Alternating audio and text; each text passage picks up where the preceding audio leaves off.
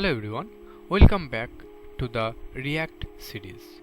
If you missed the first season of this React series, we covered the basic like what React is, why it is popular, it's a single page application, and how to set up your development environment using create React application and buy it.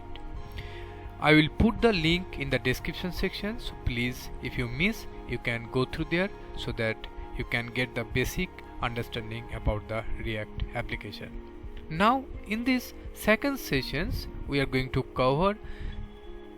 deeper exploring the three core concept of React. One is the JSX, properties and state. These form the backbone of building dynamic, reusable and interactive UI in React. So if you are ready to build smarter React component, let's get started with it. Before going to the anything, let's try to understand what is JSX. First off, JSX stands for JavaScript XML. So it looks like HTML, but it's actually a JavaScript syntax extension used by React. With JSX, you can write UI elements directly inside your JavaScript code. If we see one example, let me give one example. Let's say we can define one constant, okay, like constant element equals to h1, and here we can write any text. Let's say hello React. So this is the element that we have right over here. So instead of using react.createElement, we can use this cleaner, more readable syntax here. So JSX makes your UI code looks and feel intuitive. So while using this JSX, so JSX follow basically few rules and tips. Before we jumped into the JSX, there are some basic rules that you should aware of it. One is wrap your JSX in one parent element. Like let's say here is a div. Okay, let me format it. Okay, also let me delete this. So this is the one element, so this is the parent element for this h1 tag. Now here basically if we want to use h1 another tag, then it will give us issues because there is no parent. So if we are going to use these two, then we need to use another div over here. Means we need to wrap this complete portion in one. Let me format it. So if you see, now the error is gone. So this is like we need to wrap your JSX in one parent element, right? Next one, so let me just revert it. Okay. Next one, basically whenever you're going to defining any kind of CSS or something, so for that we are going to use the class in general time, but here we need to use the class name instead of class. So here basically we need to use the class name, not the class name. So this is the another rule. And also always use the close tags even for images or inputs. Means every time you need to use the closing tags. This might seem strict at first, but they help keep your code clean and error free. Okay, so this is about the JSX, basic things about the JSX. Now we will talk about the properties.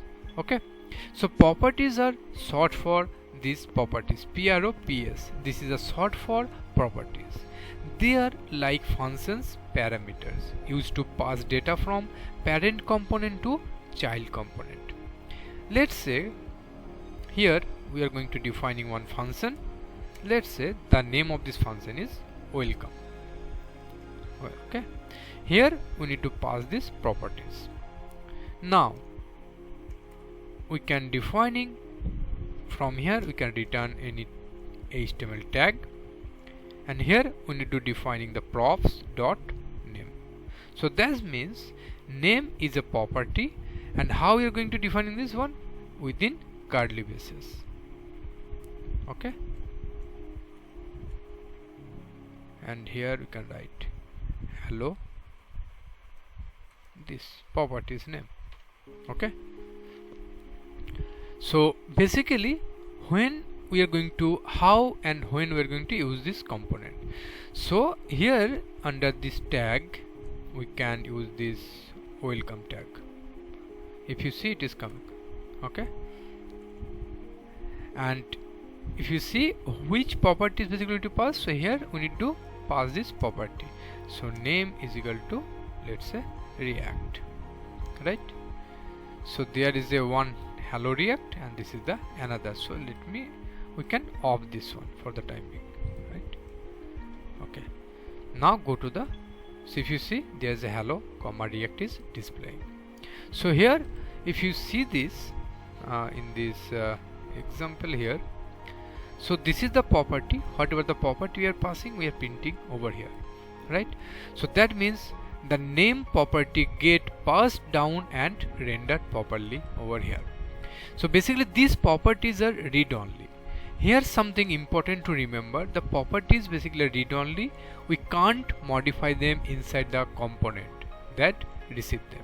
If we want to component to have dynamic changeable data, then we need to use the state, right? Use state. So now actually basically we'll talk about the state. So state is used to store data that can change over time. React basically read in the component whenever its state changes.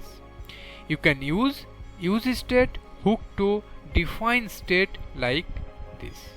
So now we can also modify the state by calling, if we want to use, then we can, there is some kind of setter method. I'll show you how you're going to create this state to like modify the things. So let's create another function over here, function, then let's say counter,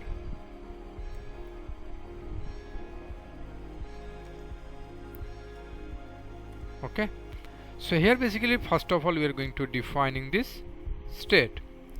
So it will be array of count comma set count. In this way basically we are going to defining the state, and here use state, this one. Initial value of this will be 0, like initially the counter is 0. Next here we are going to defining this return statement. We need to write semicolon, put over here, and then here basically we are going to opening one div, then use this p tag, and here we are going to write this count, and here we need to render the count variable. Okay, so initially it will print the 0.